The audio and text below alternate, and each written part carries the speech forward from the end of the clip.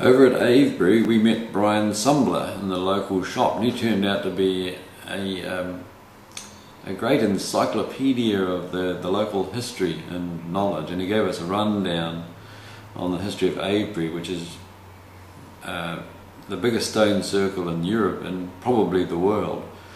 Apparently it was the local farmers back in the 1700s were breaking up the stones and using them for building material, and the circle was actually saved from destruction by a Dr. William Stukely. Right. This is the famous map drawn by the historian Dr. William Stukely, born in 1687 and died in 1765. A man of great vision, he travelled the length and breadth of Great Britain with a team of horse and coach on old track roads. Came to Avebury and Stonehenge between the years of 1721 and 24. Amazing. And without this man coming here, every stone would have been gone, destroyed. When he arrived in Avebury to do his recordings, he found stones half pulled down and on the ground ready for the chop. The Avebury builders and farmers put them in big burning pits, strong wood, heated them, cold water and cracked them out. That house there, 1600, is made from our stones from top to bottom. And originally a thatched roof on there. We have retained about 80 large stones out, a huge total of 657 stones from where it began on Overton Hill, which is over a mile away on the A4 London Malta Road. Started life as oak wooden poles, a timber shrine, then replaced and enlarged over the thousands of years by an outer and inner ring of stones. And we're here, the largest known stone circle in the world, 500 to 1,000 years older than Stonehenge. Coming down the hill, crossing the old A4 line of the Bath City Road, over 1 mile of parallel processional stones. Processional route. This avenue here is a mile down through the town line. Just those two stones exist in the farmer's field. Unfortunately, the rest got destroyed. They came over a mile this way. This famous historian, Dr. William Stukely, worked out very accurately from Overton Hill, where it began, over a mile of processional stones, 180 large stones here alone where we are today, down to the Beckhampton Avenue, of 657 large stones weighing between 20 and 60 tons each. How they built it, or the history books tell us, they built it as a fertility temple. Every May the ladies walk this avenue to the inner circle behind the shop, to a long 22-foot pointed phallic stone, which unfortunately was torn down and broken out for building in 1670. The men walk this avenue to the inner circle behind that stone house over there, to the fertility stones, which are still standing, thank goodness, thanks to this man. Okay? William Stukely. Dr. William Stukely. Okay. Thank you, sir. So, according to Brian Sumbler, Avebury Circle was a fertility temple, an ancient fertility temple. And the best known dates for its construction now are believed to have been around about 2700 BC. Same as Stonehenge. Stonehenge may have been a little bit later, 2600 BC, and then much later, 1,000 years later, the blue stones were added to it from Wales. But Dr.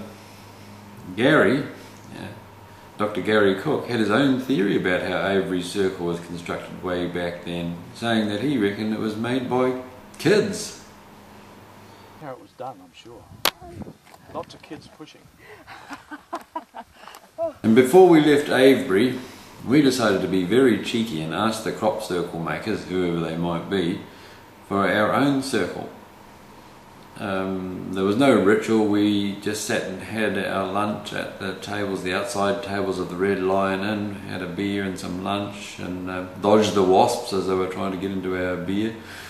And we looked up and we could see this beautiful field right visible from where we were sitting at the Red Lion Inn.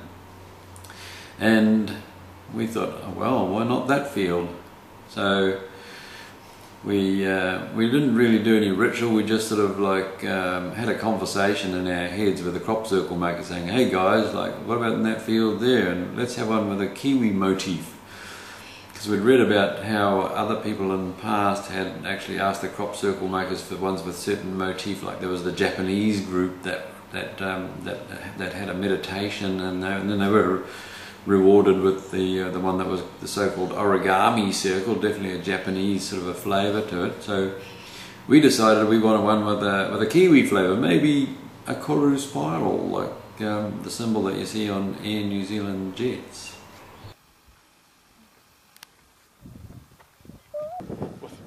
On around here, there's nothing so But if you... Will you take a person like the man that this one who lives in the village is living all his life?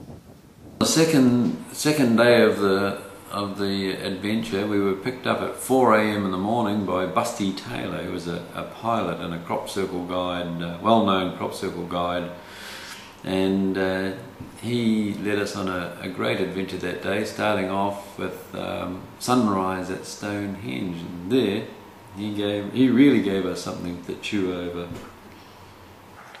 How did they work it out?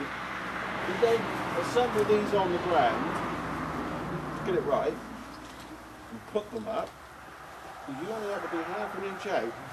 Once you got up there, it wouldn't fit. Just imagine how many times they have to lift that stone up and put it down again to get the little bit of chiseling done. How high is that big one in relation to me? This, You'll see it soon. you'll see in a minute.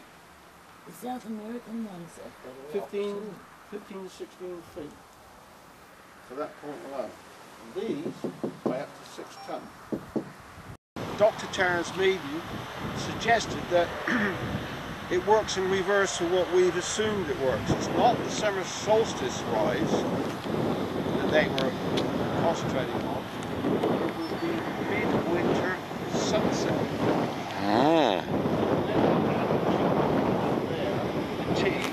The shadow would cast straight down the avenue leading up to what they call the summer solstice line.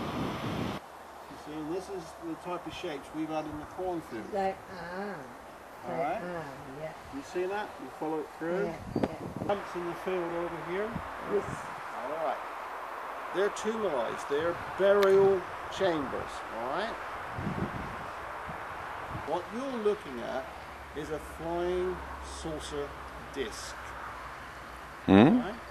The hump is the top part, and then there is what we call the disc shape coming out each side. They're 150 feet across, they're 15 feet high, and the dimensions work out exactly the same as the modern photographs.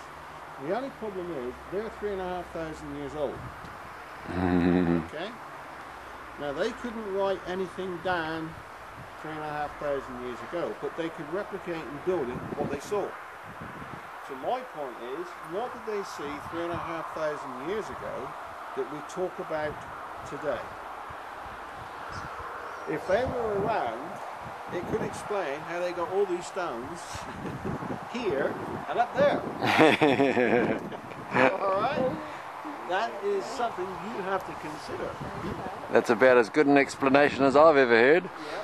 And also we hear that UFOs are seen to merge together or split apart. The next one to it is exactly that. 2 UFO discs joined together. So they're also describing that they witnessed something joined together. We had 3 days in the crop circles. First day having a look around by ourselves, second day led by Busty Taylor, and the third day, which was an absolutely beautiful day, we were taken in by the beautiful renowned psychic Isabel Kingston, who had an amazing record of being able to predict crop circles, and she gave us an amazing insight into both the history of Avebury and also the crop circle phenomenon, which unfortunately I didn't record on video. In any case, in our 3 days around the crop circles, one of the highlights was our flight. We were taken up by Busty Taylor. 2001, probably because it was the year of the cattle burnings and the foot and mouth crisis. By this time there weren't very many circles, and the ones that were there were pretty simple, but we were fascinated to see them from the air in any case.